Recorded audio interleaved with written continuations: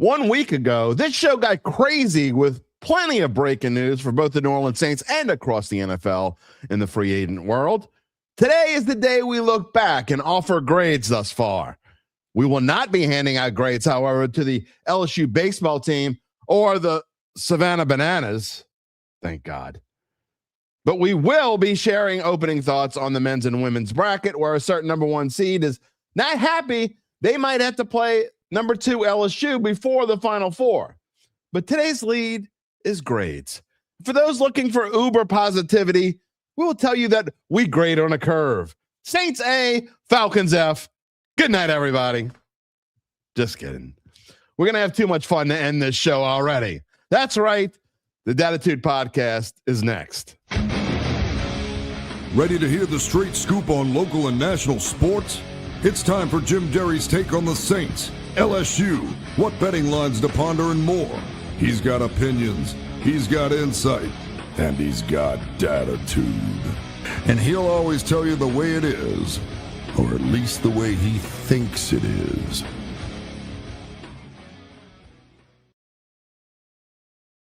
Where you at, Dattitude family? Man, I actually could get through a whole way. I think I'm back to normal. That might be bad news for some of y'all. You know, we told UBN not to F with Mother Nature. Too late. All you have now is multiple layers and Dattitude. Episode number 484, presented by Evangeline Securities for a Monday, March the 16th, 2026. What did you do on the Ides of March? And we don't have a show on St. Patty's Day. I am not wearing green today. I got a chance to, one last chance this season to wear the hoodie that Mangus gave to me. So I'm wearing it on the air. It's a little wrinkled up here. A little wrinkled up. Well, that's what happens when we go in the wash, I guess. Anyway, we're going to have a lot of fun. Today's show, I'm just letting you know, if you got ADHD, baby, today is the show for you because we're going to be all over the place. If you love the Savannah Bananas, even though you probably won't like what I have to say about the Savannah Bananas, you are probably going to like this show because the only people, in my opinion, oh, now you're going to piss off half my audience already. The only people that like the Savannah Bananas are people that can't sit still. You can't watch a whole baseball. You got the tics. You got the ADHD. That's what today's show is going to be. Today's show is going to be kind of like the Savannah Bananas. All over the place. Anyway, who is this dude pissing on the Savannah Bananas already? I'm Jim Derry. I'm your host for today. Gabe Henderson will be here later on. He says he's not talking about the Savannah Bananas, so he can talk about whatever he wants today. But I am Jim Derry, 35 and a half years in the New Orleans sports media scene. Thank you so much for spending part of your day with us. We got some breaking news coming up in just a second. We got multiple breaking news. In fact, but let me tell you what's on today's show first. Today, we have, again, all sorts of things. We're going to talk Saints grades is the lead, okay? We're going to get into Saints. So if y'all want to start talking about Saints grades and which one of the free agents do you like best, we're going to get into that. I'll tell you which free agent I like the best. I think I'll tell you which one makes the most sense to me. We're going to have fun this whole week, by the way. We're switching some things. Zach Ewing usually comes on Friday. He's got some stuff going on. He's going to be here Wednesday. And Friday, Larry Holder hasn't been with us for a while. Larry Holder is going to be on the show on Friday, and we'll have a lot of fun before baseball starts. Of course, we'll give a jab to each other about being in the same baseball. We've already made a trade with one another. We'll talk about that for a second. But, of course, we're going to talk a lot of football this week, even though it's not football season. Zach wants to talk, though, a little bit about, we're going to go through the brackets, and he'll tell you what are some of his upset possibilities. We'll get into that. I'm sure Gabe's going to talk about that maybe a little bit. Probably not today. I will talk a little bit about the brackets today, but probably more about who the favorites are. I actually definitely have a vignette on what I read in the Los Angeles Times this morning about UCLA not being happy. So I got 2 paragraphs to read you from a story from the Los Angeles Times this morning. I find very interesting and going through. Yes, I did wake up super early this morning. I don't know why. I don't know. I got a really good sleep yesterday, so maybe that was it. I woke up. I didn't go to sleep till like 1:30, and I woke up at like, I don't know, it's like 6:15 when I woke up. And for those of you who wake up at 5 o'clock every morning and tell me, oh, I got up at 5 o'clock. Well, good for you. Okay. I don't wake up at 6:15 every morning. I don't need to hear you got up at 5 a.m. or 4 a.m. or 2 a.m. or whatever time. 6 a.m. to me is kind of like 3 a.m. for you people who get up at 5 or 6 a.m. Okay. Anyway, I'm just letting y'all know. I'm in an interesting mood. We had such an interesting weekend. Not just what I did with the family. I'll get to that in a second, but some posts on Facebook. I'm trying to pick up my, I guess, Facebook interest. It seems like Facebook's really picking up for us. I would love for all y'all to come. By the way, I guess I'll get into this, but I would love for all the people who follow me on Facebook. If you follow me on Facebook, would love for you to follow us on YouTube. The YouTube channel is continuing to grow. That's where we put, I wouldn't say most of our effort, but that's where most of the love from the members, the Dattitude members, all the members of the Dattitude family are on YouTube. They follow me mostly there. So if you have not yet subscribed, please do so. And if you want to consider becoming a member, we would love that too. But definitely subscribe, give us a thumbs up, and you will always know when we go in the LI, which is usually every Monday, Wednesday, and Friday at 11 a.m. All right, but this weekend, I put a post on my Facebook page. Some of you saw it, maybe some of you didn't. But it was just the Savannah Bananas were here in New Orleans this weekend. And I posted that I don't understand the craze, which I'm not knocking it. If you have fun, go to it. But here's one thing that I found. And this is, I'm serious. I don't know that of all the people that responded, and some people actually got a little aggravated with me because I said I don't get it. Okay? Because I don't get it. And maybe because I'm a traditionalist. I love baseball. I love the game of baseball. I love the nuance. The World Baseball Classic last night was fantastic. We'll probably talk about that in a second. But I don't get the whole thing. If you love it, great. I'm not knocking anybody that loves it. Okay. But my opinion on, and it was like this before, and it almost basically got confirmed by going through the comments and reading. I think most of the people that enjoyed the Savannah Bananas or wanted to go out there, it's a kid-friendly event. I get it. The kids love it. But that also kind of proves a point. Baseball is a tough sport. If you don't absolutely love baseball, it's not like football where always stuff going on. Basketball, always stuff going on. You don't have to be a huge sports fan, I don't think, to enjoy a football game or enjoy a basketball game, especially, or a hockey game for that matter. But baseball, to me, it almost, unless you're just going out there to like chat and BS and talk, baseball's a tough game to really follow. All right. It's a game where you have to have patience. You have to like really love the nuances of the game. Whereas the Savannah Bananas, you're just having fun and they're doing all this dancing.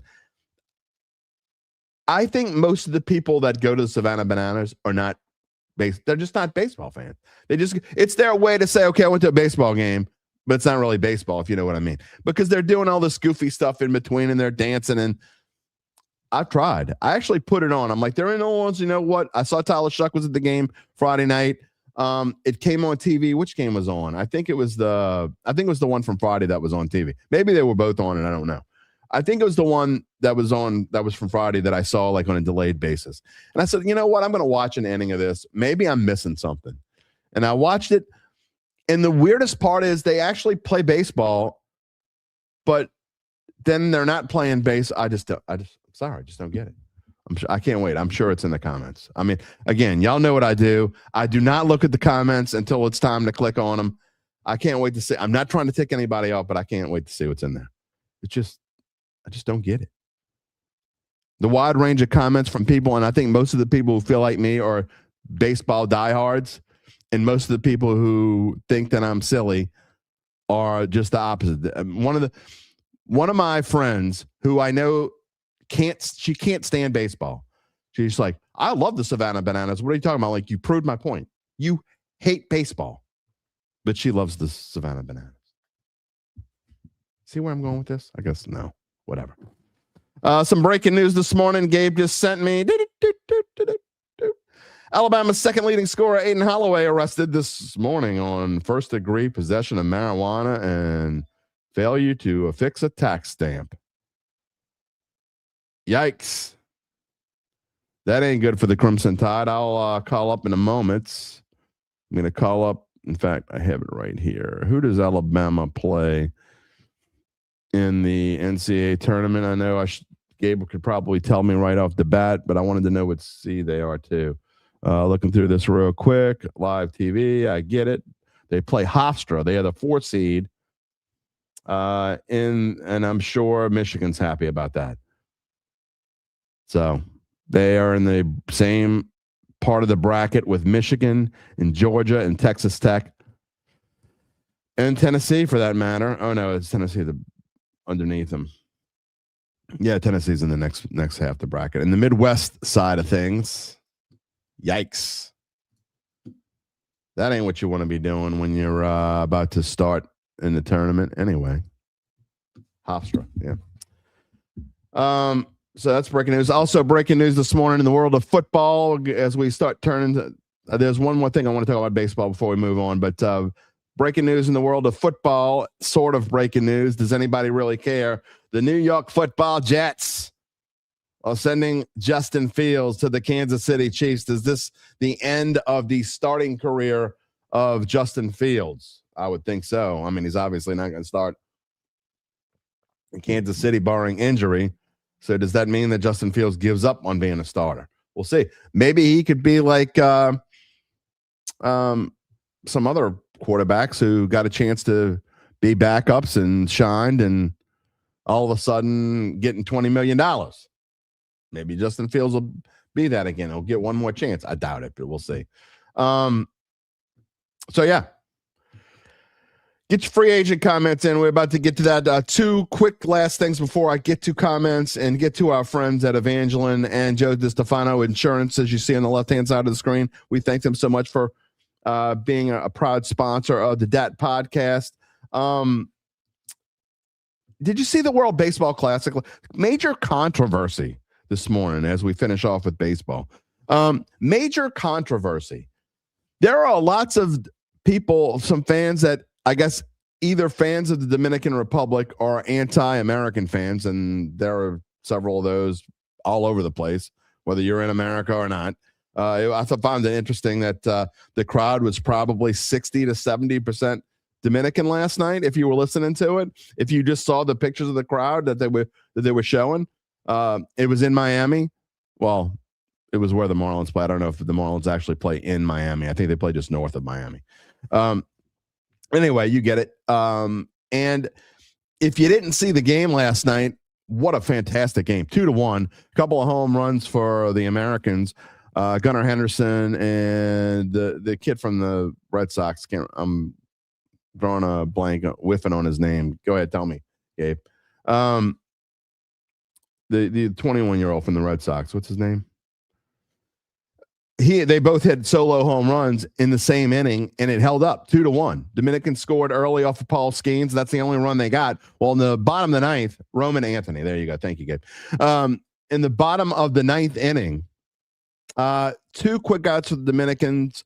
They get 2 base runners on, and the 9-hole hitter is up, and I believe it was a 3-2 count. A ball that was clearly, it was clearly low. There's no question about it. It was ball 4. There's no doubt it was ball 4. However, a couple of things. The home plate umpire was terrible on balls and strikes for both teams all night long. Was absolutely horrendous. That's the only way to put it. I don't know how this guy got in such a place I don't know who he is. Didn't look up his name. Don't care what his name is. Don't care if he's a major league umpire. I don't care who he is. He's a terrible balls and strikes umpire and a perfect example of why the new system that's being put in place for balls and strikes need to be put in place. He was bad all night long. However, I will say that it was consistently bad, which makes it slightly less bad because he was calling them in the same place all night. He was calling the low strike a strike all night, consistently. Good 6 inches low, calling them a strike. Does that make it? But it gets magnified when it's on, when the final strike comes, Mason Miller's throwing 102 mile an hour heat. And I think it was a slider. It's probably a 92 mile an hour slider or something. And it dipped below the plate. Now, does it make it any better that he was consistently bad, calling him in the same place all night long, but it just so happens that strike three gets magnified, the Dominicans are losing their minds, and I guess I would too. I mean, if it would have happened the other way, I probably would have been ticked off about it, but I would still say what I'm saying now, that he was consistently calling them like he called them all night. Gabe says he was very pitcher-friendly. No surprise it was a 2-1 game. I don't disagree. I mean, you had two of the best pitchers in baseball pitching against one another too. So, I mean, honestly, if I were betting on this game, and look, I haven't bet that much lately, I got to be honest, just a couple things here and there. But if I were going to bet on the game, I would have bet on the under. And I thought about it too late. I should have probably put a couple bucks on the under, but it was a smart bet. But did you watch the game? Do you think it was a ridiculously bad call? But here's the thing that gets me more than anything. I'm going to get to some comments in a minute. Here's the thing that gets me, and I said this before on this show. Another thing that I can't, it must be my airing. It must be Festivus here on Dattitude because I'm airing the grievances. There's lots of grievances here this morning. But one of the dumbest things on planet Earth, okay, there's lots of things that are dumb. But one of the things is when people go on social media, and they do this in football all the time, and they like to show you a still shot. This happened, remember in the Buffalo-Denver game when they had the interception controversy, and they were showing you still shots? You cannot show a still shot of something. You just can't. You cannot show 90% of the time. You can't say always, okay? But a vast majority of the time, you cannot show a still shot to try to prove a point. And to prove the point that you can't show a still shot to prove the point, I'm going to show you. I had a kind of back and forth debate with some numbnuts on Twitter last night about how here's your pitch. Here, this shows you why it's a strike. And he posts this shot. And I'm sorry, this is the best I could get at to show. This shows me absolutely nothing. You can show this picture, okay? It shows me absolutely nothing because I went and got this picture screenshot and I made my own screenshot, which still really shows me nothing in the grand scheme of things. But here's the picture. I took it. It's a little bit from further back. But this one obviously is a couple frames later. It's still a decent amount away from the catcher's glove. So we really don't know in the grand scheme of things how far the pitch is low from a still shot. Now, what you can tell, and I didn't make a picture of this. I didn't make a screenshot of this, but what do they call the thing? The thing that measures the balls and strikes, a name for it, whatever it is. That tells you where the pitch is. If you go and look on the MLB app, and you get the strike zone, it's clearly not, and people are arguing about where it hit. That's where the catcher caught it. The strike thing. No, it's not where the strike thing doesn't tell you where it is. It tells you where it is when it crosses the plate. You shouldn't. Somebody else was arguing with me. You can't use AI to figure out where a strike zone is. It's not AI. It's radar. It's not artificial. There's nothing artificial about it.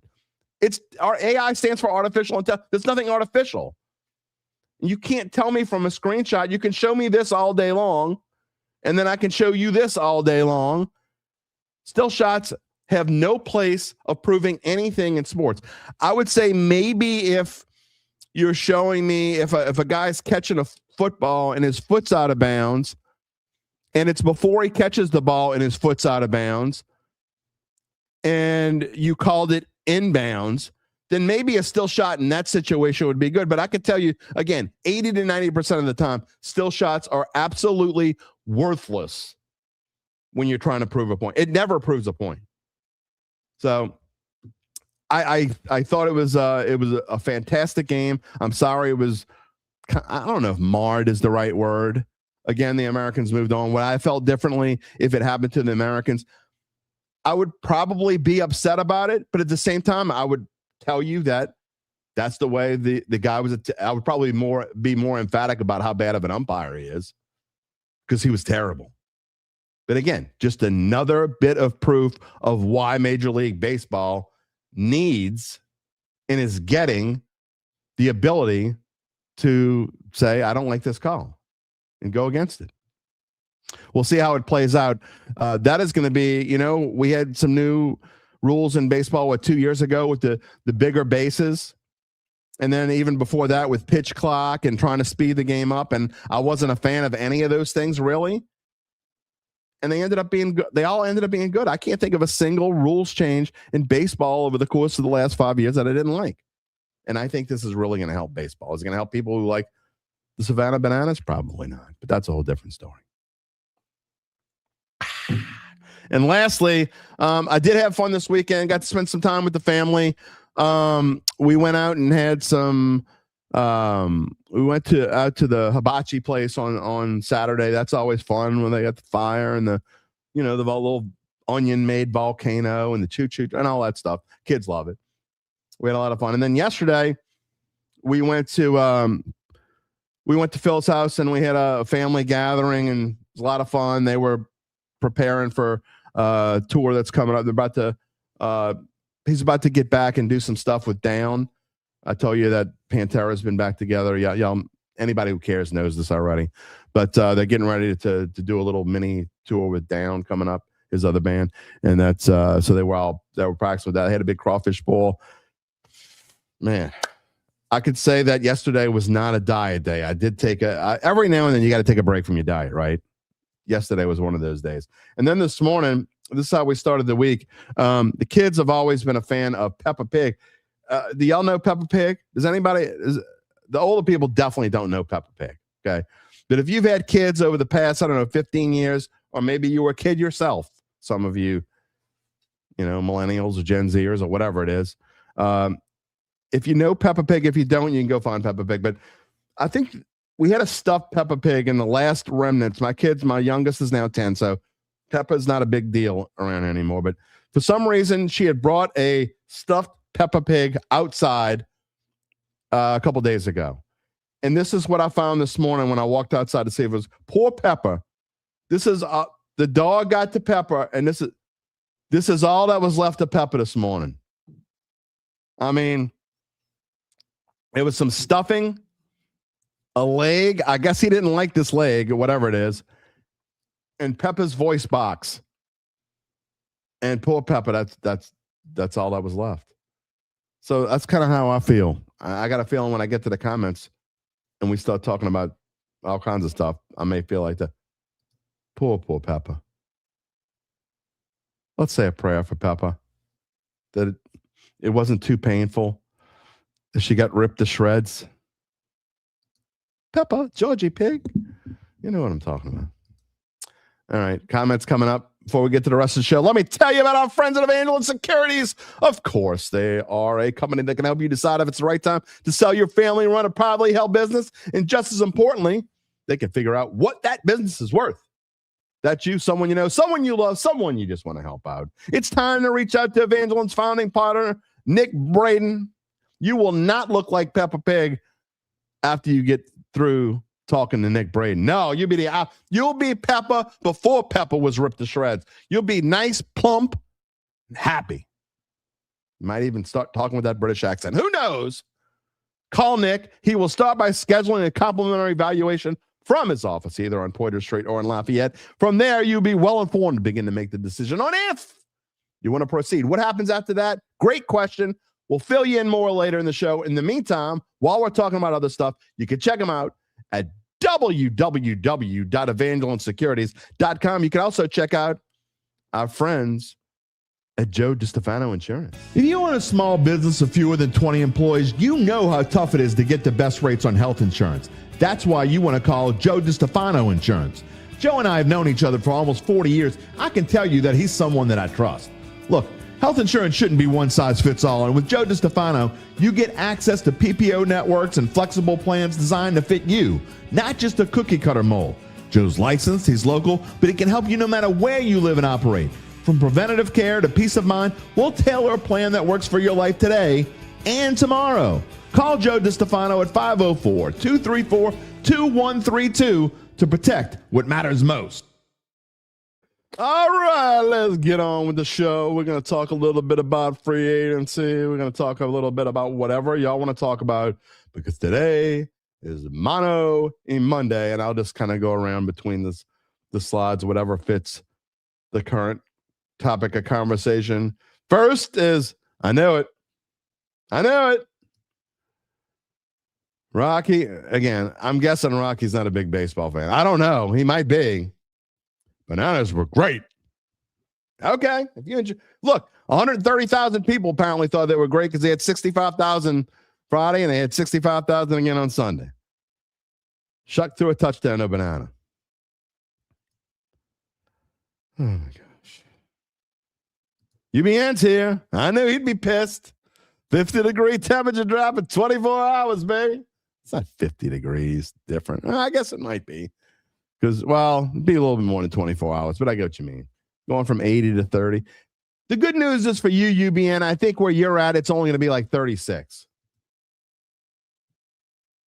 He also says the weather's almost as ignorant as the Bananas. All right. We're not going to hate. We're not going to hate. Noah Rebel wants to talk about March Madness. How many brackets? How many brackets do I fill out each year? We'll love to hear mine and Gabe's insights and predictions. Happy St. Patrick's Day. Happy St. Joseph's Day week. By the way, did I tell you what's special about St. Joseph's Day this year? Which is Thursday, by the way. We won't have a show on Thursday. And if we were going to have a show on Thursday, I would have had to cancel it. I'm going to be a grandpa again on Thursday. Grandkid number 3 is coming. Another boy. We thought it was going to happen yesterday, actually, because my daughter-in-law had our blood pressure shot through the roof and to go to the hospital, but she's okay. Back home, resting up. Thursday is going to be the big day as of now. But to answer your question, Nola Rebel, I usually fill out 2. I didn't fill out any last year for the first time since I was probably like 16. I just didn't get into it. Well, am I going to do one this year? Probably. But I might only do one. I usually do one, but we're going to save most of the we are going to talk some about the brackets today. I have let's see, where is it? I have a chart for, or not chart, I have a slide for the men's basketball odds. By the way, we never even mentioned LSU baseball. I've got a slide for LSU baseball. We need to talk a little bit about that. That's coming up. But the answer to your question is I usually do 2 NOLA Rebel. We'll see how many I do this year because I probably will do at least one. Zach will be on Wednesday to talk about it. Gabe will talk about it probably more on Wednesday than today, but he can talk about whatever he wants. Mark Gapsey, good morning. Who dat? It's currently 81 degrees in Las Vegas. My wife's going to Vegas next week. Nola Rebel wants to know when UBN's going to give him some golf pick. Well, UBN's going to be on the show Wednesday because it's I'm going to have grandkid number 3 on Thursday. We're going to have pain in the ass number 1 on the show on Wednesday. UBN, he's coming on. We're going to give him a little birthday love. He's going to come on for the Dat Date segment. And in honor of UBN, we're going to do Dat Date. I'm going to give you a spoiler alert. You know how we do it at random? I didn't even tell you. Today's Dat Date is a special Dat Date. It is not a random date. I did not ask the randomizer for a date. I used a special date because there's a reason why. And I'll get to it in a minute. Well, in a minute. But at the end of the show. But we're going to do on Wednesday, Dat Date 1980, because that's the date that UBN was born. And he'll be here Wednesday. Mark, 38 days of the draft. Absolutely. Kyle Sherman, good morning. The panic of losing the series to Vanderbilt is setting in with certain fans. It's early to go there. The sky is falling, Chicken Little. You know, again, we're gonna be all over the place this morning, so I may go back and forth between topics. LSU baseball, into what Kyle's talking about. I mean, some people aren't even caring anymore. They're just like giving up on them already. They lose 13-12 on a 9th inning, 2-out, 2-run homer. And I think that homer kind of screwed them for the next day. I'm not making excuses for them. Their relief pitching is not good right now. Just not. It's not good. They are hitting the ball, but you score, what is that? 31 runs in 3 days. Pretty good. But I think they had a hangover the next day on Saturday and lost 11-3 and just got bombed. And it was 11-3 and it wasn't that close. But then yesterday came back out, took a 6-0 lead. Vanderbilt comes back, ties it up 6-6. And I'm like, oh, here we go. They're going to get swept in now. Jake Brown was fantastic, as you saw in the title slide. LSU scored a bunch of runs, 16-9, ended up pulling away. So, I mean, do they stink? I don't know. I feel a little different. I will say this. I definitely feel different today than I felt probably a couple of weeks ago. But, Kyle, you're right. The panic of losing the series of Vanderbilt is setting in. It is easy to go there. And UBN told me this morning that LSU's not even ranked. Adam says LSU pitching sketchy as best. I'm fine. Look, I think the starting pitcher I think is going to be okay. I am worried about the bullpen. I'm not going to lie. I ain't going to lie. Kyle says I got my Jesuit and Bonneville. That's two schools that don't get put in the same sentence very often. Jesuit and Bonneville. Look, Charles Mangus, I guess he's not here this morning again. He missed Friday. I hope he's okay. We're going to have to check in on him. When's the last time Charles Mangus missed 2 shows in a row? But I'm wearing the hoodie that he gave me. And, they just happened to be, he just gave me a blue hoodie with, I guess he likes Cubby Blue, or maybe he thinks that I would want Cubby Blue with that, and whatever. It works for me. It's fine. We're representing. Adam Varner says Saints nailed free agency that he likes David Edwards as the best signing. Okay. You know what? If you think David Edwards was the best signing, I definitely can't argue with you because I think it was the biggest need. There's no question that was the biggest need. By the way, you like that I got Gabe? You like that I got the new Titans logo in there?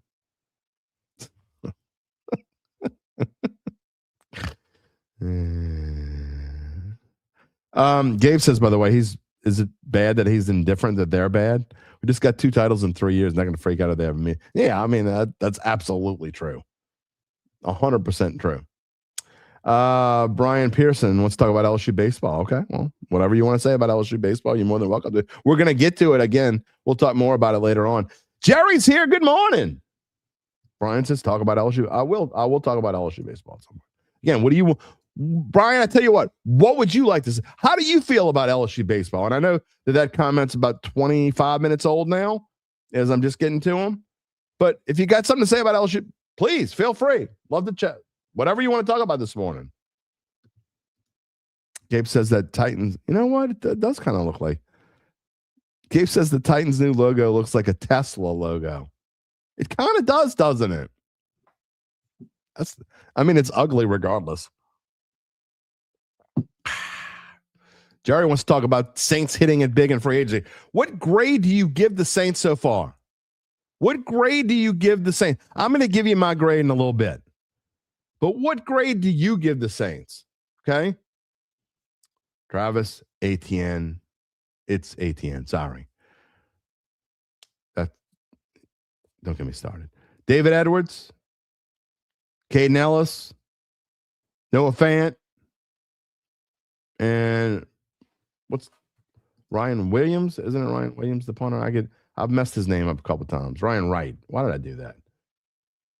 Ryan Wright. I showed that on purpose. So I keep messing up I keep getting his name wrong. Now, something you will like, we'll get back to the comments in just a minute, but I screenshotted this on social media. Speaking of the Saints, after Kaden Elliss went to the Saints, there were a bunch of, I went to the Atlanta, actually it was on Facebook. I take it back. It was not Twitter. The Atlanta Bird Gang page on Facebook. Oh man, they were like, it's the end. Gabe says he doesn't like Chicken Little. I think he cried when Chicken Little fell off the wall during the movie. I think he's got bad memories from when he was a kid, something like that. Anyway, the Falcons fans, the sky is most certainly falling for Falcons fans. This from someone, there's lots of people named Michael Williams, so it's not like I'm calling him out.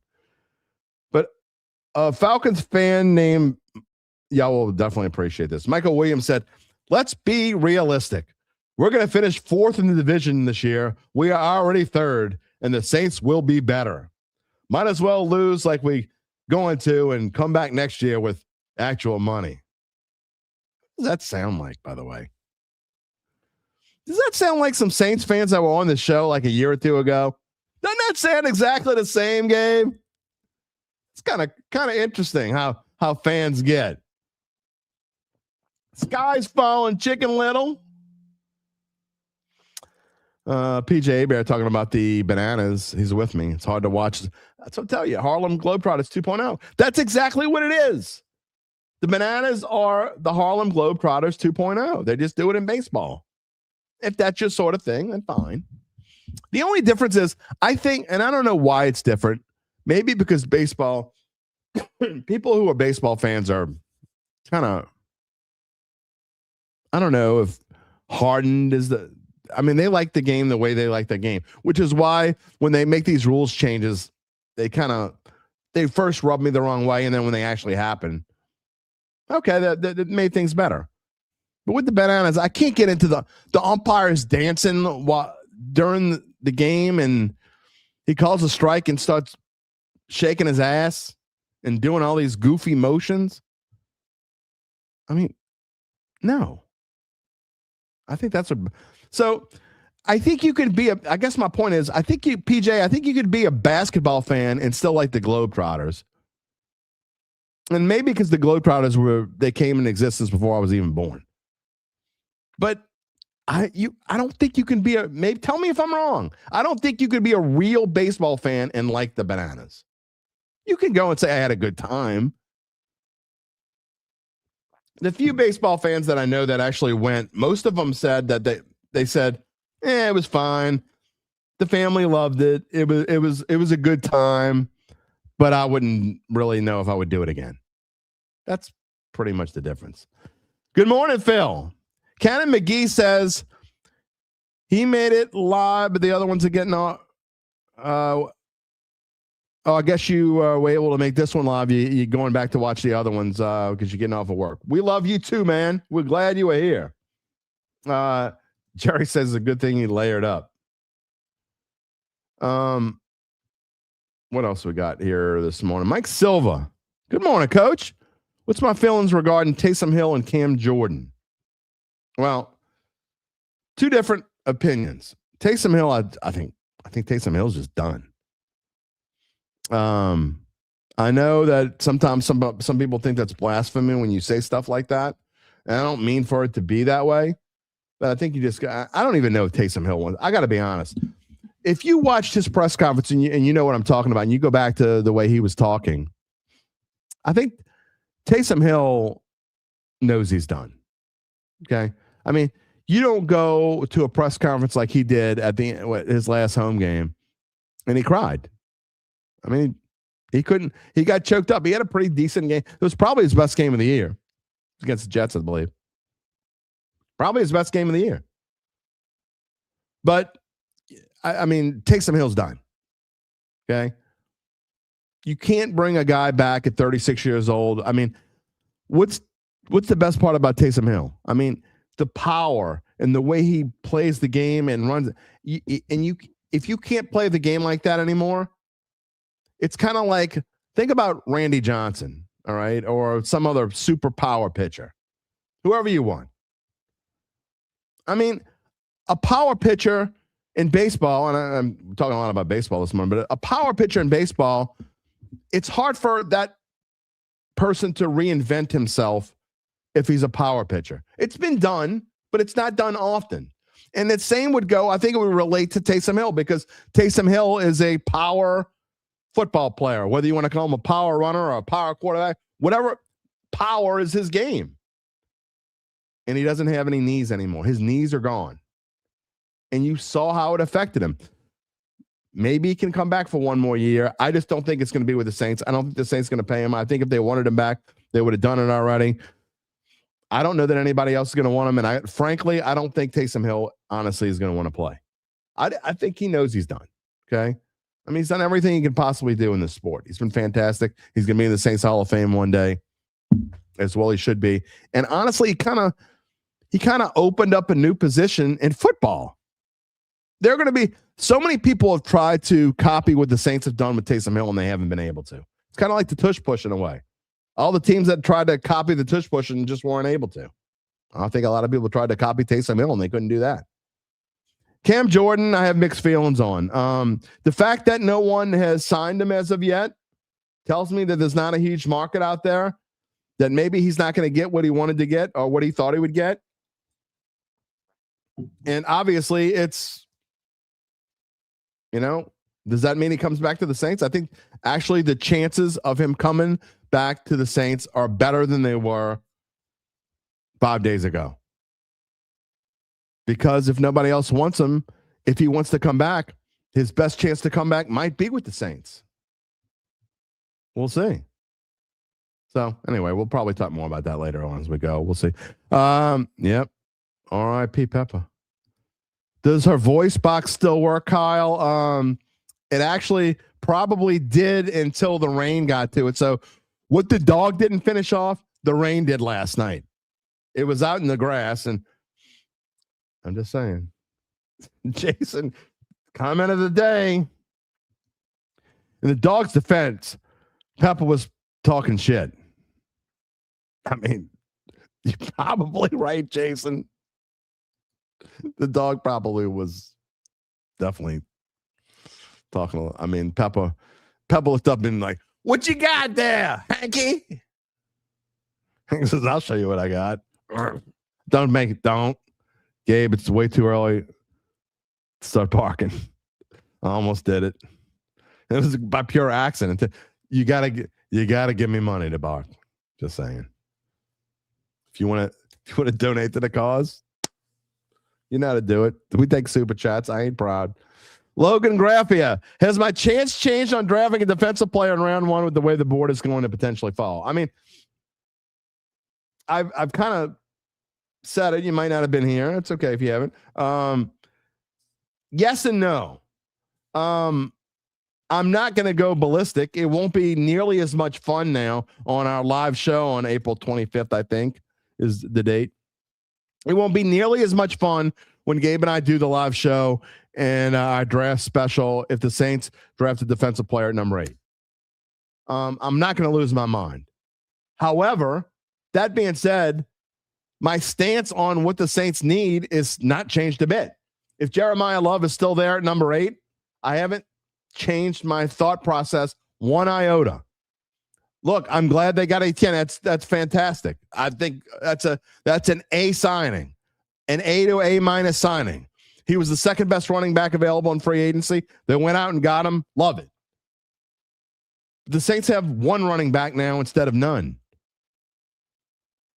To me, you go out and get a franchise-changing back on a rookie deal for 4 to 5 years, and now you go from having probably, if not the worst running backfield in the game, one of the bottom 5 for sure. The stats back it up, by the way. You go from having one of the bottom 5 running backfields in the NFL to, if you draft Jeremiah Love, I think you automatically bolt into certainly the top 10, maybe the top 6 or 7, with potential to go into the top 3 or 4 within a year, because you still got to shore up. Yeah, I did it. You're right. You still got to shore up the line a little bit more. David Edwards helps. It doesn't finish it. You're going to have to replace Cesar Ruiz, I would think, after this year. But at the same time, think about what that could do. Now, he may be gone. UBN still keeps saying he's going to be gone. I don't think he's going to be gone. I think the only way he's going is if someone trades up and jumps ahead of him. Not going to be going to the Raiders, not going to be going to the Jets, not going to be going to the Cardinals. Those 3, he's still going to be available unless someone trades up there. Could he go to the Titans? He could. I don't think he's going to go there, but it's possible. The Giants, to me, have so many needs. I don't think they're going to go Love there, but that's probably the most likely play. If Love's going to go in the top 7, that's probably the most likely place he's going to go. The Browns don't need a running back, and the Commanders, well, they need a running back, but they need all kinds of stuff, and I don't think they're going to go running back first, but they might. So I think if I had to put them in order of teams that might take Love ahead of the Saints, barring a trade, it would be number 1 Giants, number 2 Commanders, number 3 Titans. And I think I'm going to put it at 50-50 that one of those 3 teams takes Love. And I think that if Love is still there, I think you run to the podium. You don't walk. You don't waste 10 minutes. You don't waste 7 minutes. You don't waste 3 minutes. You put it in, you send it up, you take Jeremiah Love. And if Jeremiah Love's gone, then you take one of the receivers. That's my opinion, because I think this team, do you need defensive help? Of course you do. But you just signed Chase Young to a 4-year deal. He's going to go into the second year of his 4-year deal. You still have Granderson. I'm not saying you don't need another edge rusher especially if Cam doesn't come back. You do need that. You need a cornerback. There's no question. You need a cornerback. Those are definitely needs, but those are things I think you get in the second or the third round. I think you run out there and you either get Love or you get whoever you think the best receiver is on the board. That's my opinion. So, long-winded answer, Logan, to your question, but it changes my thought process in the fact that I won't be pissed off. I'll probably be disappointed, but it's not going to be like I would have been before if they would not have signed Etienne. Lance is here. Good morning. What is going on? Lance says he doesn't want a wide receiver in free agent. He wants Chris Bell in the second, corner in the third, BPA. Yeah. You also wanted Linderbaum, Lance. Just saying. Thank you, Grandpa Derry. That's right. Grandpa. Jason Benson, what's happening? Also, he's got over the Peppa Pig thing, and now he's asking about the Saints. What's happening with Cam and Alvin Kamara? Looks like Kellen is changing the whole damn book, not just turning the page. That's not a bad thing. You know, I got to be honest. I don't even know. I mean, I hate to say this when people ask me a question that I don't know the answer to, and I know it's a 20-minute-old question. But I don't know what the answer is. I think it's 50-50 on both guys. I mean, if Cam Jordan doesn't get another offer,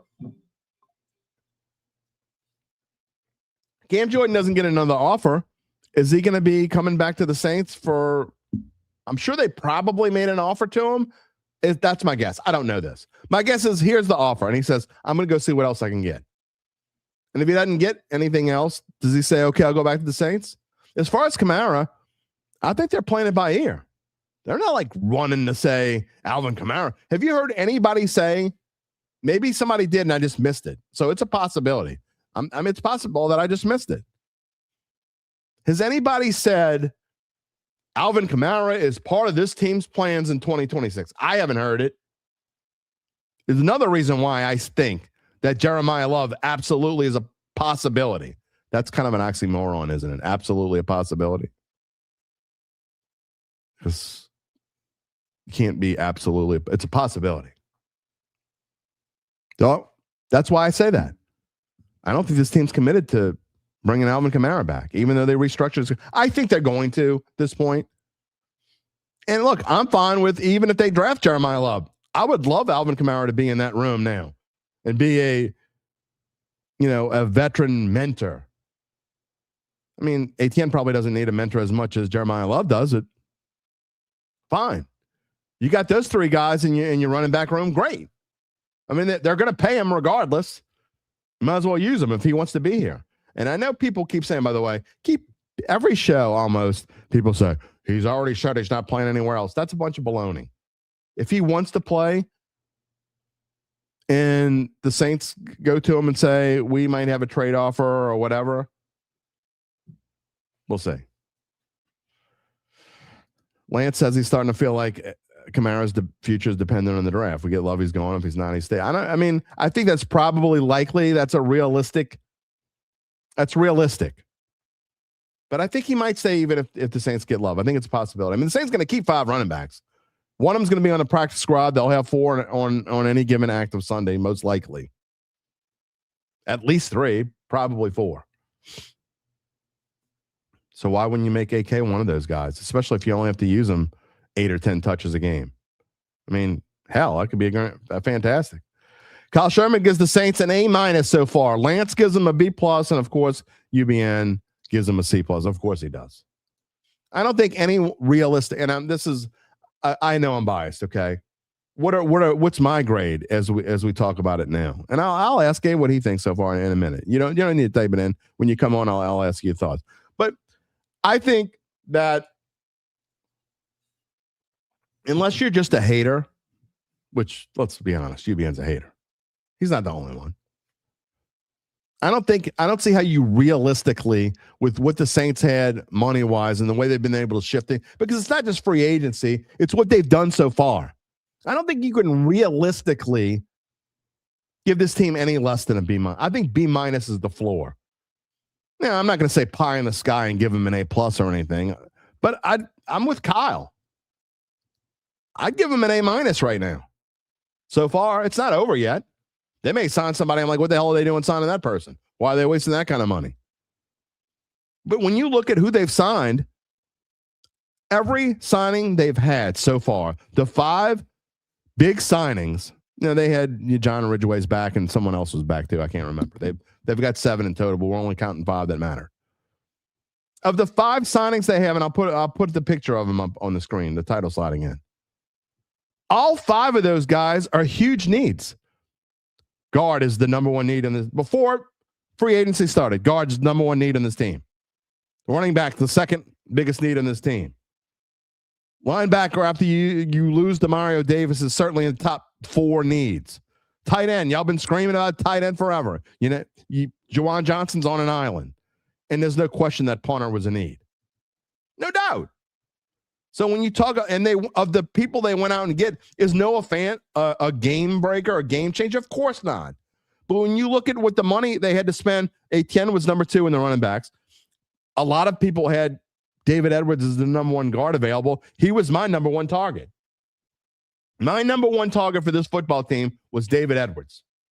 And once you lost Demario Davis, can you go get anyone that's any better than Kaden Elliss? And I found it interesting going through and reading. I think Matthew Parris wrote this, but talking with Kellen Moore made it a point. Someone asked him in the press conference, was it a coincidence that you offered Kaden Elliss the same exact amount of money per year that Demario Davis got, but gave him 1 extra year? And he basically said no comment, which was his subtle way of saying, you damn straight it was. And Kaden Elliss jumped at the chance to come back here, which I think, again, a fantastic piece for them. Kyle Sherman, they added 4 starters. I don't think there's any question. I mean, honestly, I think they added 5. I mean, Fant's going to start. I mean, if you're going to play a two tight end set, and if he doesn't start, then he's going to be in there a whole bunch. Lance messing with the Falcons. Says they will suck.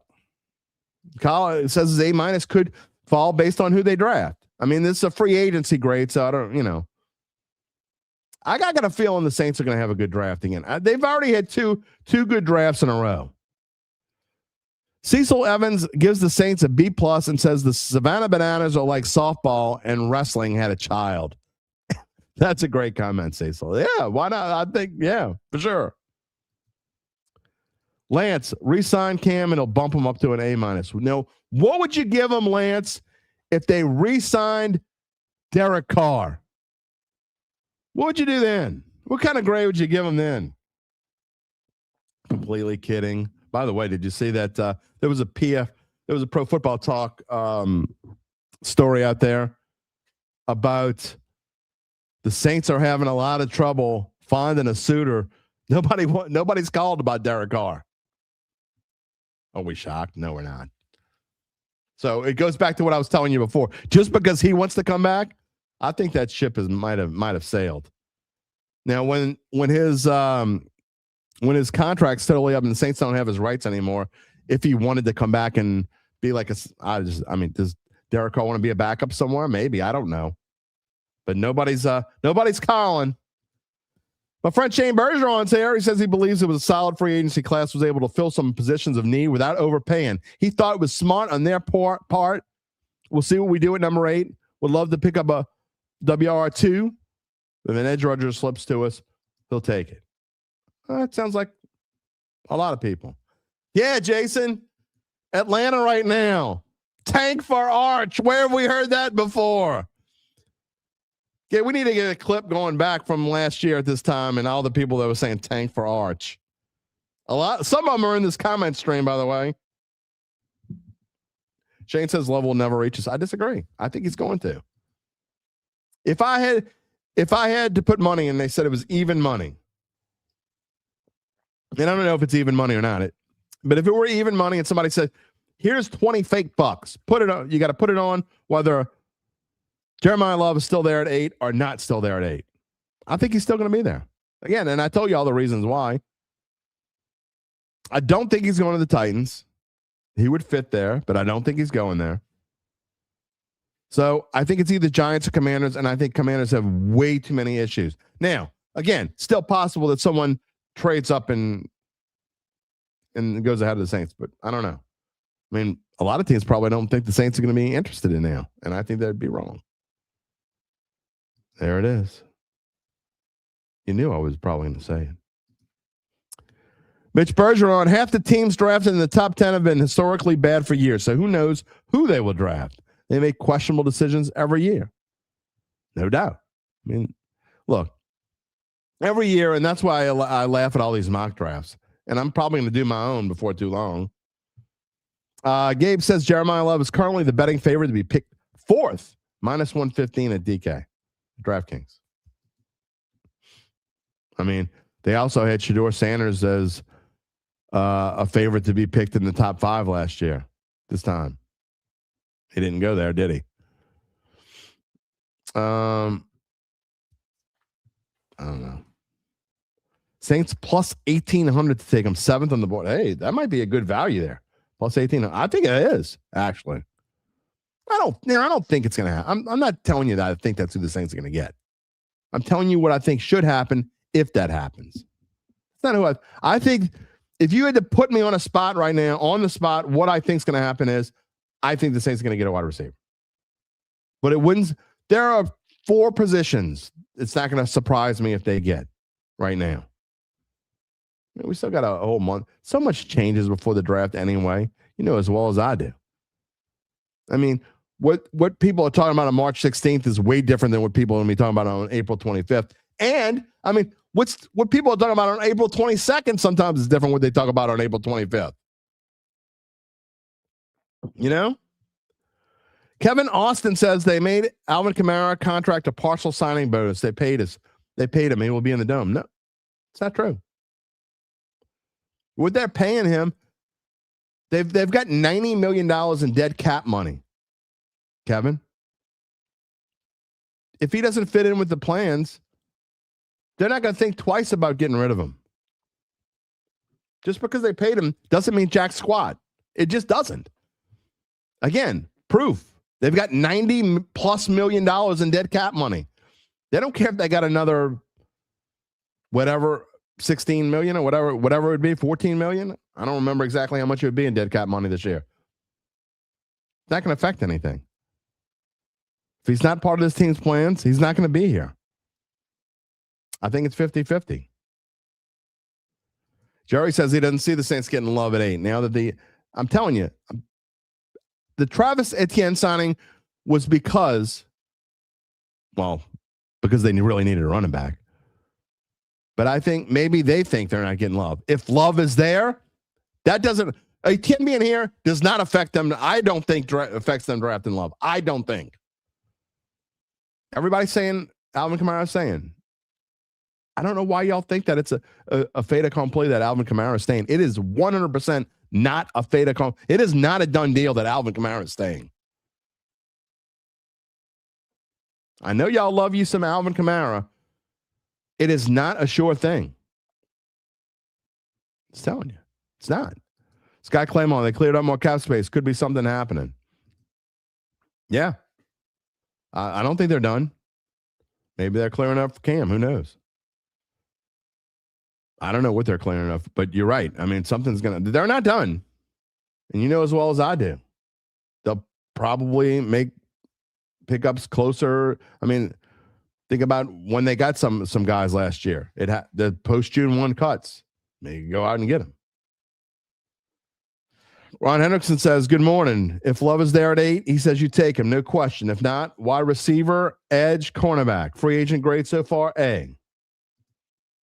UBN, just because you filled needs doesn't make it an A grade. It does if you filled them with the best players available. Sure it does. 100% it does. Absolutely does. Now, if you fill them with just everyday Joe bums, then no, you're right, it doesn't. But if you fill them with needs, then it does matter. It does, of course it does. Just saying. Scott's saying Arch is so overrated. I don't think so. Now, look, he did not have a great year, but if you looked, again, this is kind of getting off topic, but we're talking about the draft. If you look at what Arch did, how much he got better towards the end of last year, he stunk in the first part of the year. He got way better as it went along. I'm not saying he's going to win a Heisman Trophy, but I think Arch is going to have an excellent year. Gabe, tell me who the top 3 or 4 are in the Heisman Trophy futures right now. Not that that's the end all be all, because I think Arch was second this time last year. But just to show you what the bettors are thinking, I guarantee you Arch is in the top 3 or 4. Larry Bro says, good morning. If the 8th pick comes up, and Love and Carnell Tate are gone, am I still picking a wide receiver? Yes, even with Reese Styles. I'm not in love with Sonny Styles like everybody else. I'm not. Is he going to be a good player? Looks like it. He might not be there, by the way. He's shooting up the draft boards. By the way, Arvell Reese is not going to still be there. Arvell Reese will be long gone. He's going to the Jets, I would think. David Bailey, I'm not as high on David Bailey as everybody else either. Larry, I'm not a take the best player available kind of guy. I'm just not. Now, I'm not going to force. I wouldn't say go take a running back if there's no running back in the top 12. But there are multiple receivers in the top 12, in my opinion. And so it's not a reach to go get the second best wide receiver at 8, in my opinion.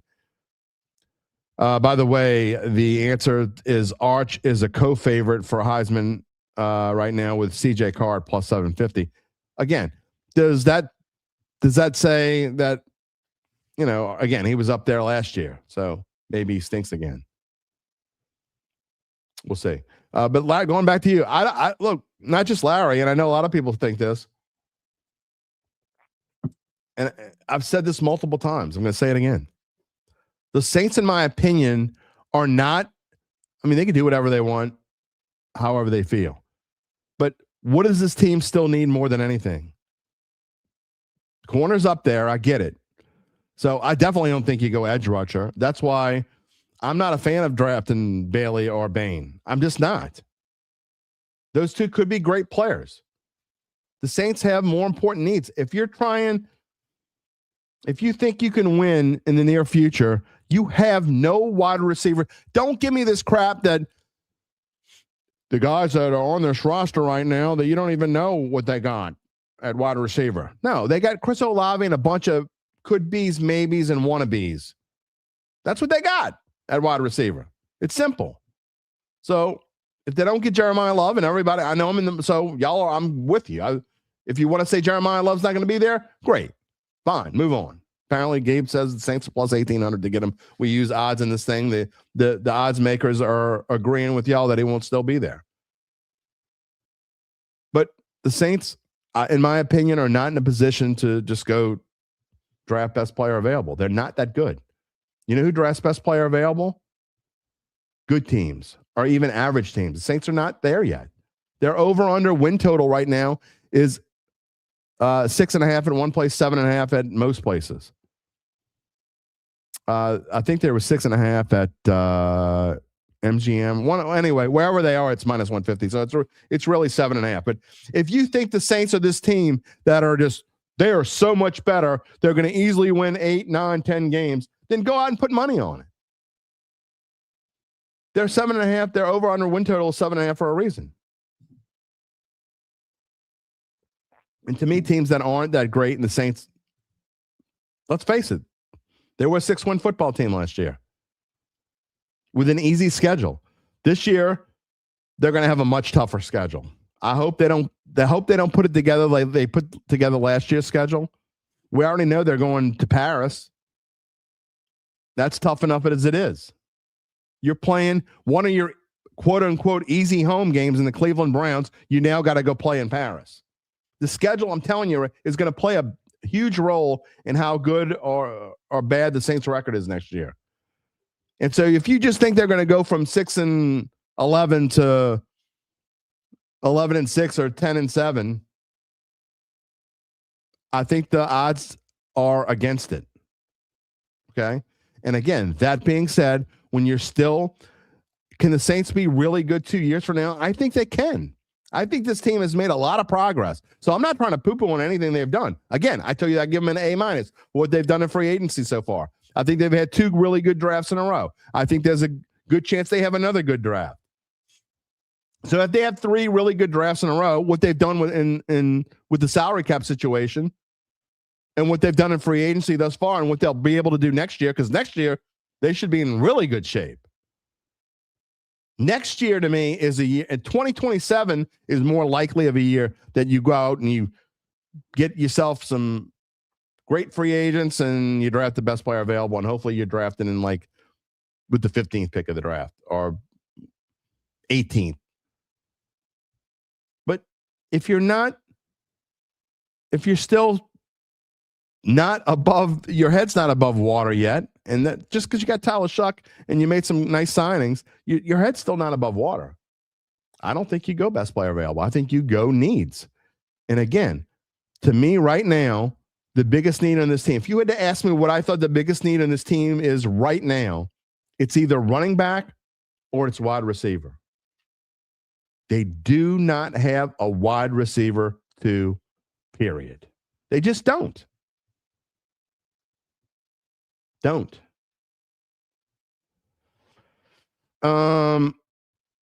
through some of these. Kevin, AK is not retiring.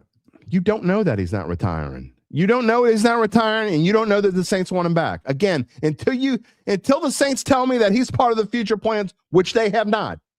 Not one single person on the Saints organization has said hardly anything about Alvin Kamara, and certainly not that he's part of the plans. If you've seen something that says something wrong to me, please point me in the right direction. Point me in the right direction.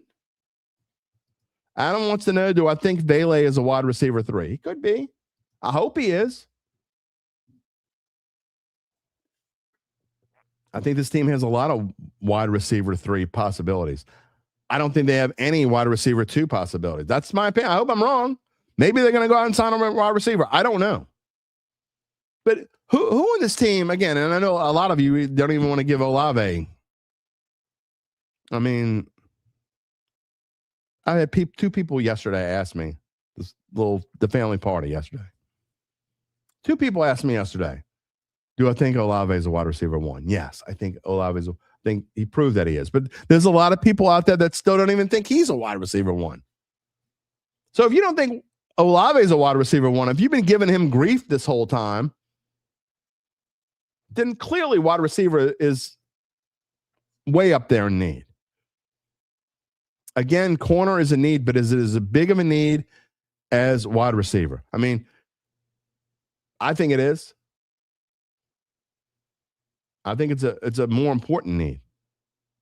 We'll see. But again, there are definitely lots of other teams that have the same sorts of. Other teams can make moves. They can go take the best player available. I just don't think the Saints are in that position. Now, they may do it anyway. They may prove me wrong. Gabe wants to know if I saw Jeff Duncan shared his thoughts on biggest needs. I did not. And I got to be honest, Duncan and I don't always agree on those sorts of things. But I didn't say that. You can tell me what he said afterwards. I'm about to move on because we still got to do Dat Date. Got to bring Gabe on in a minute. And there are a couple other things I want to talk about this morning. Scott Claymore says Olave is the number 1, period. Look at what he did when he actually had a quarterback throwing to him. That is the truth. Remember, if he doesn't get injured against the Falcons, he was the first Saints receiver in history. He was just I think he was a couple, what was he? A couple yards short of being the first Saints receiver in history with 10 touchdowns, 1,000 yards receiving, and 100 catches. He was really close to doing that. Just missed it. All right. Want to talk about a couple other things briefly this morning. You know what? Before we do that, we told you earlier we're letting you know more about how Evangeline Securities can help you figure out what your family-run or privately held business might be worth, whether it's time to sell. How do they do it? Best question of the day. After that complimentary valuation of your company, if you decide to proceed, Dave Norlini and Nick Braden and the folks at Evangeline, they'll begin an extensive auction process among established private equity funds from around the whole wide world. They'll maximize the return for the founder and his or her family. Evangeline Securities, they're the top producer on the platform. Very few companies like them in this area. And how many with that dedication and success, Gabe? That would be 0.0. They are fully licensed. They're ready to serve you. So get in touch with Nick about what's really important. And it's not our opinions. It's not our draft grades. It's not what we think is the most pressing need for the Saints. No. What's really important? The rest of your life. You can find them at www.evangelinesecurities.com. Yeah, I know we didn't talk a whole lot about LSU baseball, but I kind of gave you my thoughts in the early part of the show. Next week, they will host Oklahoma. Let's see what Oklahoma baseball did this weekend. I know it was a weird weekend in the SEC in baseball because a lot of teams, there were lots of 2-1s. I don't think hardly anyone swept. And that's probably how it's going to be. Oklahoma won 2 out of 3. They are now 17-3 overall, so they're going to get a true test. Oklahoma wrapped up a series with Texas A&M. They won 8-7 on Friday, lost 9-5 on Saturday, won 12-11 on Sunday. So will we see a similar kind of series this weekend against Oklahoma? I can tell you this. It's going to be UBN will be happy to hear this. It's going to be warm this weekend. In fact, I think Friday it's going to be back to like 84. Gabe says they're ranked 8th. LSU Tigers are no longer ranked. So LSU has got its hands full this coming weekend against Oklahoma after they play Grambling. And then they will host Louisiana Tech next. Is that Tuesday? Yeah, a week from Tuesday. And then have another home SEC series against the Kentucky Wildcats. And let's see, let's look up and see what Kentucky did. Let's see what's coming up. I think they lost 2 out of 3, I believe. Let's see. Schedule. Sorry about that, Live TV. No, I take it back. I don't know what I was thinking. They are 18-2 overall. They have won 13 consecutive games. Wow. They moved up to 21st in the country. They swept Alabama at home, winning 7-4, 8-7, and 6-4. So Tigers got their look. It doesn't get any easier when you're an SEC play. It just doesn't. It never does. It never gets easier. So that's what's on the horizon for the LSU Tigers. And I told you that I told you a couple of weeks ago that come back and ask me in April and May what I thought, and maybe I'd get worried later. But you know what? If they don't win a series at home against Oklahoma or Kentucky, I don't care how good they are. They don't win one of those series, then you can ask me now because I probably will be worried. They're no longer ranked. They go from second in the country 2 weeks ago to now unranked. They go from second to 13th to unranked. And while, they scored 31 runs against Vanderbilt, I mean, how many did they give up? 33. Stuff. We'll see what happens. Sean wants to know, by the way, how would I feel if Vega from Penn State to complete O-line? I don't want no O-line in the first round. No. I'd rather draft a defensive player than an offensive lineman at 8. They need another offensive lineman, and I'm okay with them drafting one, but not that high. So my answer is I'd rather see one of the edge rushers be taken or a defensive back. Dare I say it? I mean, Caleb Down's going to be gone, but I don't want to draft Delane at 8, but I'd rather see him draft Delane than draft an offensive lineman, in my opinion. All right. How about LSU women's basketball? We're going to talk about this. The LSU Tigers are 5th among the favorites. That's kind of misleading, though, because UConn is minus 265 to win the championship, which means they're heavily favored. Did you see how pissed off the UCLA Lady Bruins were about being in the same bracket as LSU? I mean, come on. You're a 1 seed. Get over yourselves. I mean, I just look, come on. This is in the Los Angeles Times this morning, writing about how, and they were basically, nobody writes straight stories anymore. They're writing a news story and putting their opinion in there. But this is just a piece of the story that they wrote. LSU was the highest rated number 2 seed, and Duke was the highest rated number 3 seed. Both were assigned to the same regional as UCLA. Number 5, Ole Miss, is another potent team slotted in the Bruins side of the bracket. Quote from Muffet McGraw on ESPN. What a name. Former coach Muffet McGraw, Notre Dame coach Muffet McGraw. I mean, Gabe, how many, when you got a show and you're able to say Muffet, you say it as many times. You say it as many times as you can. Miss Muffet. We talk about Chicken Little and Little Miss Muffet in the same show. Okay? That just doesn't happen every day. Just going to say. You just don't get a chance to do that on sports shows. Talk about Chicken Little and Little Miss Muffet in the same show. Anyway, I major digress here. She said the Sacramento region with UCLA, they absolutely have to be the toughest region. When you look at the LSU Duke matchup, the number 1 2 seed and the number 1 3 seed. I don't know how they ended up with the same bracket as UCLA, the number 2 seed, the number 2 overall seed. Who cares? I mean, no matter what bracket you look at in any bracket, you always say, that's a tough bracket. That looks like the easiest. That looks like, okay. I mean, it's like Gabe money. Of course it is. She was sitting on a tuffet. I said that on accident. I did not mean to say that like Andrew Dice Clay. It just came out that way. She was sitting on a tuffet. She sure was. Hey, I'm just saying, I mean, no matter what happens in LSU, there you go. You look at it.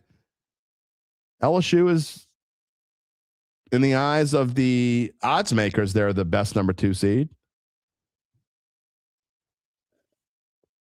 But what are you crying about? I mean, who cares? It's a tough bracket. Next year, you might be in an easier bracket. When the LSU won the national championship, I thought they had a lot of breaks in the bracket they got put in. Sometimes you get breaks. Sometimes you don't. There is never, when you're talking about 68 teams, 68 teams. I mean, the chances of people not being pissed off are 0.0. That ain't going to happen. It ain't going to happen. Ryan Cavett says, just waking up sick as a dog last night. He's sick as a dog. I understand, my friend. Just getting over it. LSU baseball skies following the pitching has been bad, and what's up with the errors? Yeah. He's been saying Delane for weeks. I want to make it clear. I think that makes no sense for the Saints to take Delane at 8. I want to make it clear. But I would rather them take Delane over an offensive lineman. With Alontae Taylor going to make sense. Lots of things make sense. Mansour Delane is not the 8th best player in this draft. Oh, well, I just got to finish saying don't take best player available. They don't have to be. I don't think Mansour Delane is in the top 12 of this draft, in my opinion.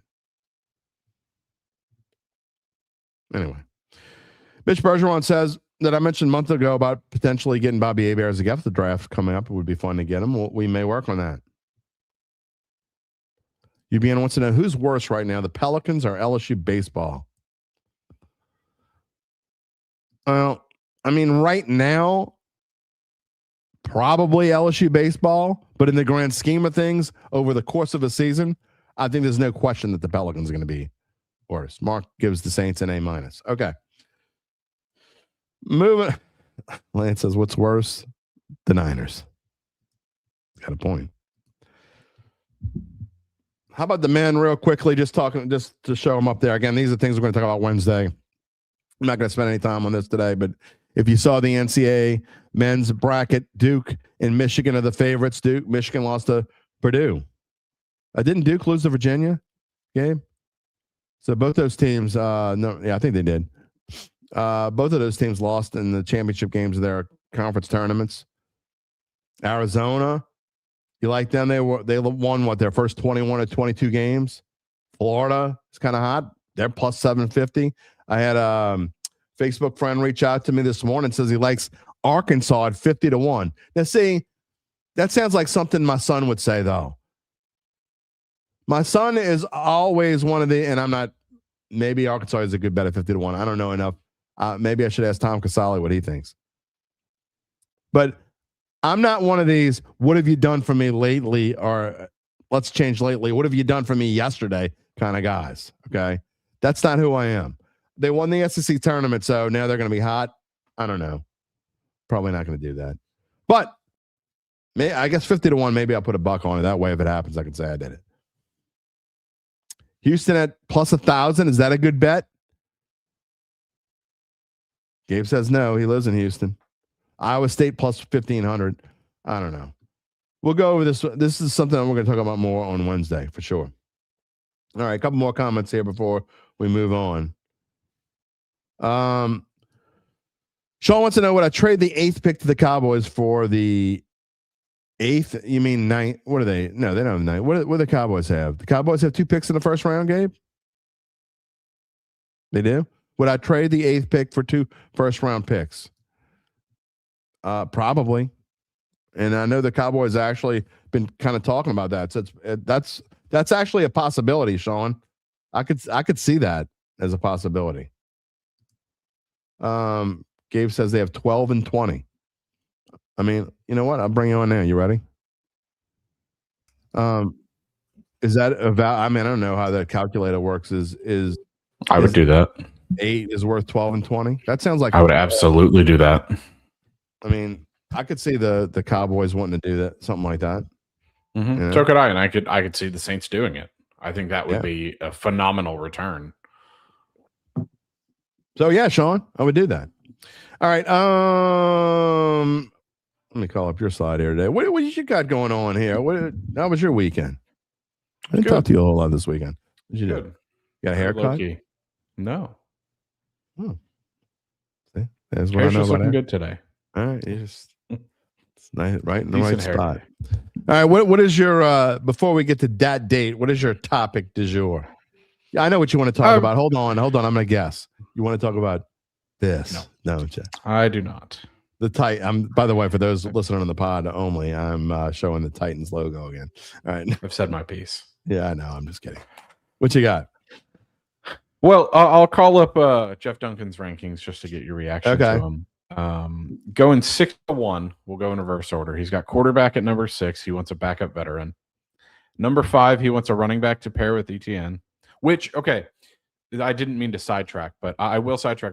I actually saw a video on social media this weekend, and someone called their Cajun grandmother from New Orleans to get an official explanation on the Etienne Achan thing. Apparently, it's a dialect thing specific to Jennings, which is where he's from, where they pronounced Etienne Achan. I just wanted to educate the masses. Apparently, it's solely a Jennings thing and how they pronounce it. I'm calling him Etienne. I'm sorry. Which is fine. Yeah. No, I'm just giving people that description. Okay. I mean, he said if he pronounced it Smith, I'm not going to pronounce it Smith. Just that would be kind of funny. I mean, you got to call him whatever he wants to. No, I don't have to. I don't have to call him. I mean, if he says he pronounced it, not doing that either. What if he pronounced it like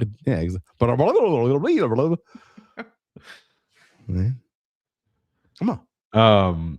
4th, he wants a run-stuffing defensive tackle. Who does? Jeff Duncan. 4th, he wants a run-stuffing defensive tackle. At 4 in the 4th round? No. These are priority. I got you. Yeah. Priority. 3rd, an edge rusher. 3rd edge rusher behind Young and Granderson. 2nd is wide receiver. He wants someone with speed and yak ability. Okay. And number 1, is a corner. He wants to fill the star position. So okay. I thought it was interesting. See, this is just so stupid. I mean, this is just stupid.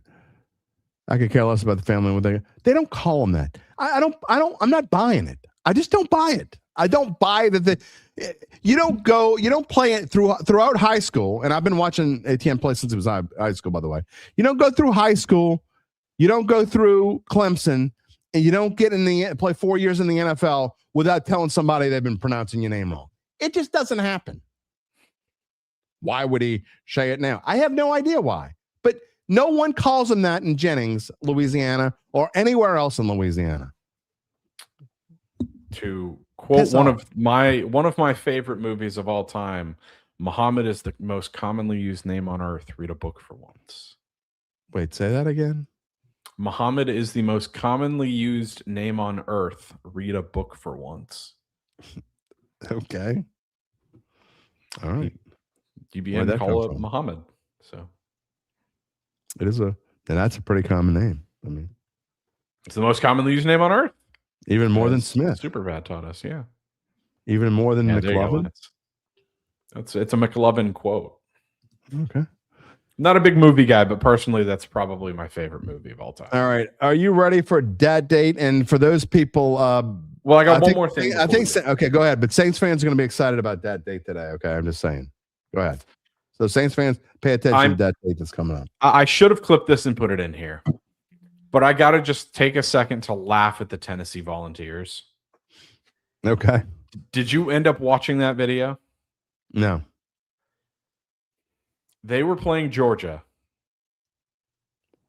Okay. And they hit one of their batters hit what he believed to be a go-ahead home run in the top of the ninth. He didn't bat flip, Jim. He took his bat, slammed it on the ground, pointed toward the dugout, yelled, and slowly trotted to first base. Only to realize the left fielder had robbed his shallow home run. That was kind of like Judge last night. Did you see? To end the game.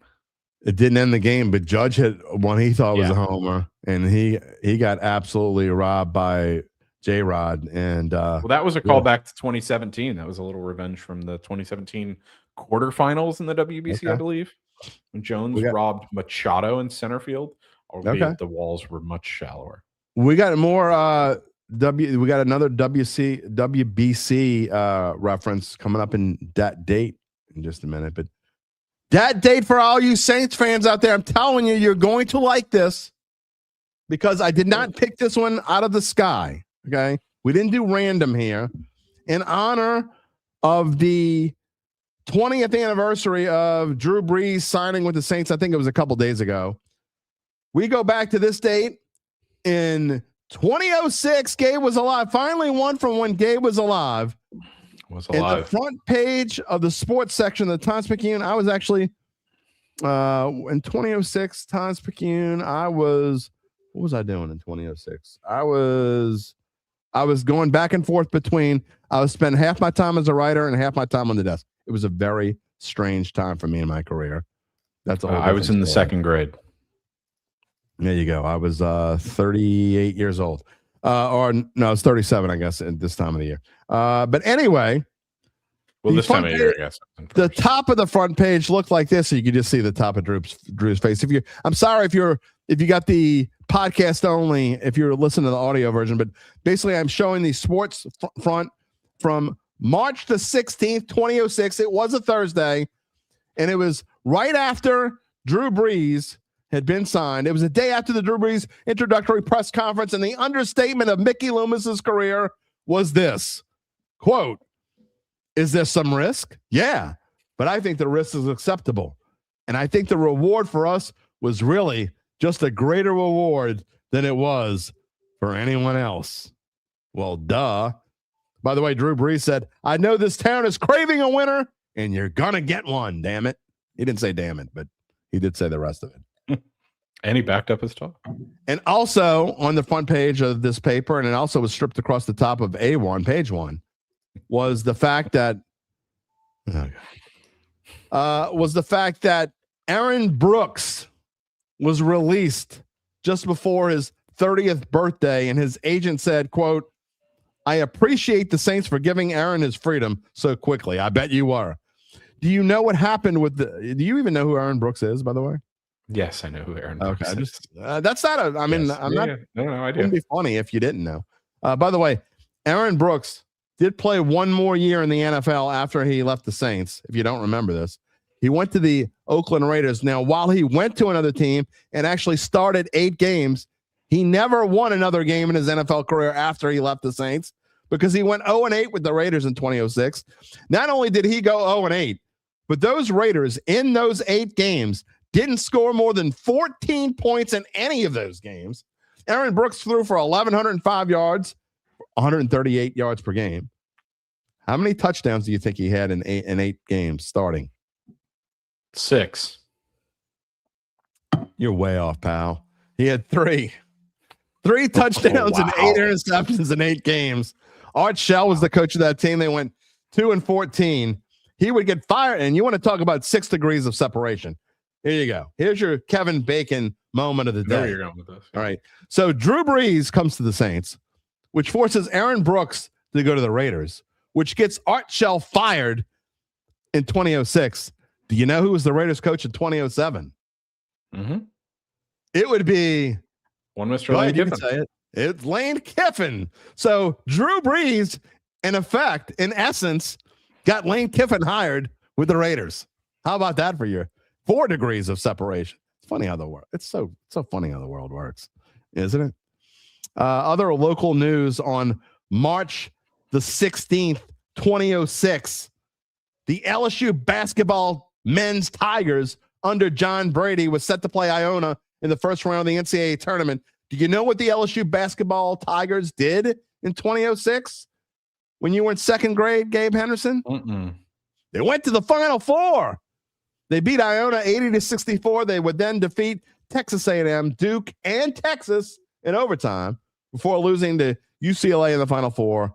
UCLA then lost to Florida in the championship game. By the way, also in 2006, in this same date, the New Orleans/Oklahoma City Hornets, don't get me started on that shit, we're 31-32 and about to play a key stretch against teams in the race. How well did they do? Well, they finished the season 39-43 and missed the playoffs under Byron Scott. And by the way, also, Gabe, you could buy a Toyota Corolla from Premier Auto Group for how much did a Toyota Corolla cost in 2006?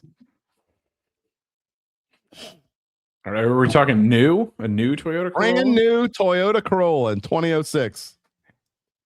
I don't know how much Toyota. $18,000. $13,499. Anyway, for what it's worth, the earliest memory I have of watching LSU basketball in March Madness. Hold on. I just saw this comment. I am not being contrary for just the sake of being contrary, Mr. Brian Russell. I'm being contrary, and I know you're talking about Travis Etienne, because nobody calls Etienne A-Chan, which is the same thing that A-Chan from Miami calls himself. No one calls him that. They don't call him that in Jennings. They don't call him that in his house. They don't call him that anywhere. They didn't call him that in the locker room at Clemson. They didn't call him that anywhere. So that's why I'm being contrary. I will push back on this just for the sake of quizzing you here in a second. There are people who might refer to him as A-Chan. It's the people of Jennings. Do you know how many people reside in Jennings, Louisiana, per the latest census? It's not super small, I don't think. 3,460. 9,837. Okay, let's say, I mean, that's small, but it's small. Actually one thing about Jennings is it's in an area where I don't know exactly how far from Lafayette. It's between Lafayette and Lake Charles, I believe. But it's in an area where there's a ton of like little cities that are all probably about that same population. Mitch says, by the way, he going off on a tangent, and I'm not finished with that date yet, but he says he understood his comments. The name is pronounced 2 different ways depending on where you are in Louisiana. Okay. This is the answer. I'm sure Travis answers to both as well. I mean, as we know. I'm sure he's not going to get. I think people are making a much bigger deal of this than it needs to be. Well, I mean, I hate when people you're just being contrary to being contrary. No, I'm not being contrary to being contrary. Being contrary because nobody calls them that. Go with it. Anyway, it's different than the. Hold on, saying Ryan. The way I'm going to put this. Hold on, I'm going to try because it's not Trahan. That one I know. I know Trahan in Southwest Louisiana, and actually parts of this part of Louisiana, because I know some people that go to went to St. Charles High School who pronounce Trahan, Trahan. Born and raised in Jennings. Maybe I just don't understand the Cajun French. She says we call them Ashan or Achan, whatever. There you go. Ryan is one of the 9,837 people from Jennings. Or at least he doesn't. I don't think he lives there anymore. He says he was born and raised in Jennings. But anyway, maybe you do still live there, Ryan. I still ain't buying it. There you go. We're moving on. Anyway, there you go. Props to you, Jim. That says you got his name correct. Well done. See, I don't get them all wrong, and I'm not being contrary. I'm not going to call him Trahan just to be. I think it's different than someone like Devon Achan in Miami who said it's not Achan, it's Achan. But he said that when he entered the league. Travis Etienne didn't correct anyone when he came into the league. Jags reporters have this is his fifth year in the league. Yeah, he hasn't. So it's a bit different. If you want it to be called something else, correct him. By the way, every time you get a sheet at a game. You get this big, long, legal size sheet. Yeah. It's actually bigger than a legal size piece of paper, but it's also got a pronunciation guide on it. Mm-hmm. It never said that on the Jags pronunciation guide, by the way. No, and Jags reporters noted that. Back to that date. Nationally, go ahead. Tell me what you can tell me about the year first. So I was going to say the first NCAA tournament I actually remember as a child and a fan was the 2009 tournament where LSU fell to North Carolina in the second round. Eventually, that was a close game for a while before North Carolina pulled away late. Yeah, that was 9-year-old me. Last time they went to the Final Four, isn't it? A 10-year-old me at the time was distraught that they lost that game. I think that's the last time I went to the Final Four. What, 06? Yeah, probably. Speaking of 06, some other top sports news nationally on this date. The United States was set to play Mexico in the first ever World Baseball Classic. They had to do it without Johnny Damon, who injured his shoulder, had tendonitis. They would lose in the last game of pool play, 2-1 to Mexico, and they did not qualify. Japan later won over Cuba in that first ever championship game. And also in the national news, as one might imagine, it was the first round play, as I told you, of the NCAA tournament. All right. This is the point where I quiz you on other things that have happened on this date and across sports history on March 16th. And I'm going to start with an easy one. In 2020, okay. By the way, if the crowd wants to guess along, feel free. Joe DiStefano loves him some World Baseball Classic. Been very exciting games. Absolutely. Fun fact, in fifth grade, I actually did a project on the World Baseball Classic. So I can consider myself a day one fan. Another fun fact, Joe DiStefano is a lefty that can't hit. I'm just kidding. He could hit a little bit. All right. That's one way to lose a sponsor. All right. In 2022, an NFL broadcast team that had been, so we're talking just 4 years ago now. 2022, an NFL broadcast team that had been together for 20 years, now 24 years, left their longtime employers and they went elsewhere. Who are they and where did they go? Buck and Aikman. They went to ESPN. Absolutely. Where did they leave from? NBC. No, they went from Fox Sports. Oh, was it Fox? They were the number one. Oh, yeah, it was Fox because Buck did baseball. You're right. On men. Yep, you're right. All right. This one's a little bit tougher. It was before you were born, but not too far before you were born. Okay. On this date, a very, very famous incident, by the way. On this date in 1994. So go back to 1994. You can't go back to 1994 because you weren't here. But an athlete pled guilty for an attack on a fellow athlete in the same sport. Who was it? It was not Tanya tennis. Harding. It was. Yeah, Nancy Tanya Kerrigan. Harding with the beating Nancy Kerrigan with a pipe. Well, it wasn't her, but yeah. What was it? Was it her boyfriend at the time, or did her boyfriend hire someone?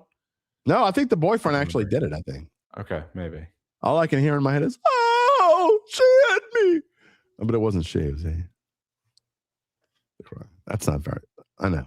I mean, it's not too way to completely derail your career. Yeah, really. I mean, it was 32 years ago, so I mean, I can, whatever. That's it for there really wasn't a lot to ask you trivia, but we can have some fun with the rest of them as we move on here and finish up the show. In 1900, on this date, the American League, they reformed with the Chicago White Stockings, obviously later the Chicago White Sox, the Washington Senators, the Milwaukee Brewers, which surprised me because I didn't know the Milwaukee Brewers were around that long, the Detroit Tigers, the Cleveland Blues, before they were even the Cleveland Spiders, the Boston Americans. The Boston Americans, say what? Very creative back then. The Philadelphia Athletics and the Baltimore Orioles. On this date in 1900, 126 years ago, the American League basically became the modern American League that we know today. On this date in 1964, Gabe Henderson, do you know who Paul Hornung and Alex Karras are? A fantastic running back for the Green Bay Packers and the Notre Dame Fighting Irish. And Alex Karras, who played in the league as an offensive lineman for quite a long time. Or was it defensive lineman? I'm sorry. I think it was. There were some people. I don't remember what it was. There are some people who believe that Paul Hornung's Heisman. I believe he won the Heisman. Yeah, he won the Heisman. Yeah. I believe people are saying that that's one of the most fraudulent Heismans of all time. Some say Reggie Bush. No, Reggie Bush deserved Heisman. Anyway, they were reinstated to show you that the more things change, the more they stay the same. They were reinstated after a 1-year suspension for betting on football games. By the way, Alex Karras, some people say, were just as famous for, he's on some really bad TV show in the 80s. I can't remember what it was. But he was also one that some people may remember this. Alex Karras was shown to be laughing hysterically when the Saints Tom Dempsey was marching out to try a 63-yard field goal back, I think, November 8th, 1971. He wasn't laughing after he kicked it because the Saints won the game after a 63-yard NFL record field goal by Tom Dempsey. On this date in 1996, Mike Tyson KO'd Frank Bruno in the third round to win the heavyweight title. In 2008, Dale Jarrett retired from auto racing. And in 2020, on this date, Major League Baseball suspended spring training and delayed the start of the regular season due to the COVID-19 outbreak. Some birthdays on this date on March 16th. Do you remember the late, great Howard Schnellenberger? Yeah. Gabe Henderson. Miami. Yeah, Miami won the national championship in 1983, coached at Oklahoma and Louisville and Florida Atlantic. He was born in the state in 1934. He died in 2021. Now, this one, I'm like, God, I'm old when I saw this. Ozzie Newsome, the fantastic tight end and then later general manager for the Cleveland Browns, turned 70 years old today. He was born in 1956. Former Saint Mel Gray was born in the state in 1961. He is 65 years old. Joel Embiid, Philadelphia 76, was born on this date in 1994. He's 32. 32 and yet to CA conference finals. Bad Vlad Guerrero Jr. Jr. is 27 years old today. He was born in 1999. Come back. We do this. Would have been a little better if he had done. Would have been a little better if he'd done more yesterday. Sean said Nancy Kerrigan. Tanya Harding couldn't beat Nancy Kerrigan, so she beat her with a pipe. UBN says Embiid is 32. His knees are 64. That's how we roll here on the Dattitude podcast. Not too bad for a Monday, for a Mano E Monday. Only pissed off one person. On the quiz. I'll take it. And then we had poor Peppa. This is what always left to poor little Peppa. There is a very I don't expect our audience to know this, but there's a very niche corner of the internet that the dark web. Someone figured out how to manipulate the answers on the Google AI. So when you would type in, when someone would search how tall is Peppa Pig, and this is, I'm not making by this leg here. Not making a 6'7" joke here, but when you would type it in, it would say 6'7", and people would always make jokes about how Peppa Pig needed to be in the NBA. And by the way, we just got breaking news this morning. Breaking news: Peppa Pig has announced that she really pronounces her name Pepe Pig. I'm just sure. Okay. She actually, how it's pronounced is probably dependent on what region of England that she's from. Because I don't know if you know this about England. There's about 1 billion different accents in such a small country. Yes, there are. Tanya needed Nancy to be hurt. Adam, whew. That's before anyone cramps my style. All right. But before anyone cramps my style, I filled out my first bracket. Okay. I've got a pretty boring national championship. Like it's Michigan chalky. And Duke. It's chalky. No, I've got Florida and Iowa State. I really like both of them. I probably would have gone Iowa State a few days ago. However, I saw, you know how much I love ridiculous nonsense comparisons. Someone went through and considered all these plot points with the last time Florida went back-to-back with Billy Donovan to now, and it just convinced me. You took Florida. I've got the Florida Gators right now, but I also really like Iowa State. I don't think, to speak on earlier that thought, Arkansas is not a bad shout. The only thing is, I think they've got a tough matchup round one with Hawaii. Hawaii's a really good defensive team. However, I'd be more worried about their second round game. I believe they play Wisconsin. Wisconsin's got two of the best guards in the country. I think I'm probably going to pick Michigan. Arkansas is very good. I think I'm going to pick Michigan, but I don't know yet. I just don't like it. There's some teams that I don't like picking. You just don't like? Oh, because you just don't want to root for them or have to root for them? No, it's not even that. It's just some teams. Like I can already tell you, I'm not picking McNeese. I'm not picking VCU. Like there's just certain teams you see in brackets, and it's like when you're filling out a bracket, Gonzaga always goes to the Sweet 16. Gonzaga. There's certain things that always happen. VCU never wins games. They haven't since Shaka Smart, really. McNeese had Shaka Smart. They got their one win. So yeah, just a few things to preview. All right, well, all these things to ponder for when we talk about it on Wednesday. I will see you then. Yep. Sounds good. Shaka Smart. Couldn't resist. Lance says, come see Papai Pig. That's how she pronounces it. She pronounces the name Papai. Sean wants to know, who is the worst Saints starting quarterback in franchise history? Oh, that's so many to choose from. Sean, really. No one recent, unless you just consider like one start. Does one start count? What's the dude that was here a few years ago when Jameis got hurt and he went off? I think he went off to the Bears after. I don't know.